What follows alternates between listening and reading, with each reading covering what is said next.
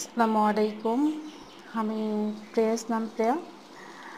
কাঁচা মাছ কীভাবে রান্না করতে হয় দেখেন। পেঁয়াজ বাটা, রসুন বাটা, তারপরে হলুদ মরিচ বাটা দিয়ে সামান্য একটু পানি দিয়ে কষিয়ে নেব সুন্দর করে।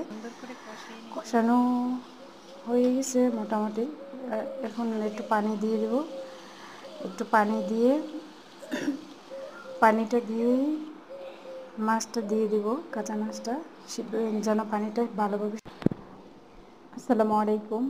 কাঁচা মাছ রান্না করব এখন আমি। সবাই দেখেন কীভাবে রান্না করতে হয়। মরিচ বাটা, পেঁয়াজ বাটা, সাথে রসুন বাটা, তারপর হচ্ছে হলুদ, একটু লবণ, পরিমাণ মতো পানি সুন্দর করে কষিয়ে নিচ্ছি। তারপরে এখন আমি পানি ঢেলে দেব। পানিটা ধরবার কাঁচা মাছটা ছেড়ে দেব, যে মাছটা সুন্দরভাবে কষিয়ে আসে।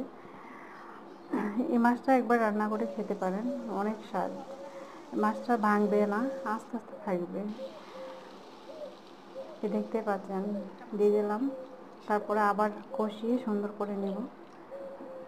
কষিয়ে সুন্দর করে আবার প্রায়বার মতো একটা গ্রান চলে আসবে, দেখতেই পাচ্ছেন।